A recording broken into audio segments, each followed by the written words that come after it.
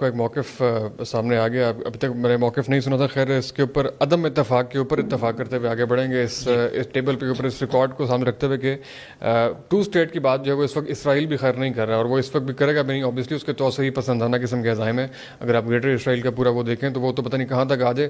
تو ہمیں تو فلسطینیوں کا مرہون منت یا شکر گزار ہونا چاہیے کہ وہ اس کو وہاں تک محدود کر کے اور انگیج کر کے رکھا ہوا ہے.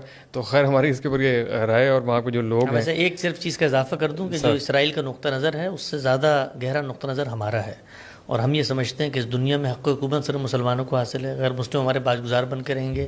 اور جس وقت یہاں پر تو ویسا موقف یہاں پر تو ویسے صورتحال نہیں ہے نا. یہاں پر اس کے اوپر انہوں نے قبضہ کیا کہ وہ غاصب اور قابض تو وہ ہیں. یہ تو ٹھیک ہے. اس وقت قبلہ اول تو ہمارا ہے. نہیں, اس پر بحث ہوگی, اس پر بات چیت ہوگی کہ یہ جو مقدس مقام ہے کہ اس کی کوئی دینی سگنیفیکنس اس لحاظ سے ہے کہ مسلمانوں پر لازم کر دیا گیا. اس پر ہمارا ایک نقطہ نظر ہے.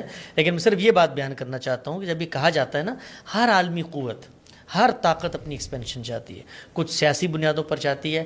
ہم مسلمان دینی بنیادوں پہ نظر رکھتے ہیں. آپ تو خود پڑھے لکھے آدمی ہیں. مولانا ابوالعلا صاحب مودودی علیہ رحمہ کا لٹریچر, یہ جو پوری کی پوری غلبہ دین کی تحریک ہے, تو اسرائیل کا موقف تو بیان کر دیتے ہیں یہ کہہ کر کہ جی مظلوم فلسطینی وہاں.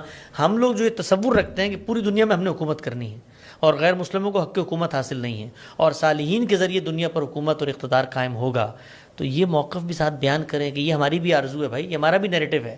اگر اسرائیل کا یہ نیریٹو ہے کہ یہودیوں کی ایکسپینشن ہونی چاہیے ہے, ہم اس کو بھی غلط کہتے ہیں. لیکن ہم نے اس کی بنیاد کے اوپر کسی بھی مظلوم قوم کے اوپر چڑھائی تو نہیں کی. طاقت نہیں ملی نا, طاقت نہیں ملی. آپ کیا نہیں سنتے ہیں جمعے کے خطبات میں ہمیں موقع ملا تو لال قلعے کے اوپر ہم جھنڈا لہرائیں گے.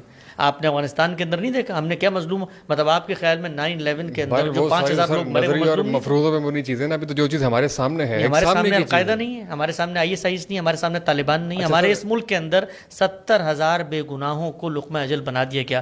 گلی محلوں میں, چوک چوراہوں پہ, دیواروں اور بازاروں میں بم دھماکے کیے ان لوگوں نے جو نفاذ شریعت یہاں پہ چاہتے تھے. اس ہمارے پڑوس کے ملک سے نکلے. تو یہ نیریٹو ہم بھی رکھتے ہیں اور ہمارے نیریٹو کے مظاہر پوری دنیا میں سامنے. ہمارے سر اسی پڑوس کے ممالک میں تو اور بھی بہت ساری چیزیں اور بحثیں وہ غلط ثابت ہوگی. انہوں نے ایک سپر پاور کو بہرحال یہاں سے تمام تر وسائل نہ ہونے کے باوجود شکست سے دوچار کیا. تو بہت ساری جو تھیسز سپر پاور آئی, بہت ساری چیزیں جو ہیں سر وہ تو پھر آپ پیچھے چلتے چلے جائیں.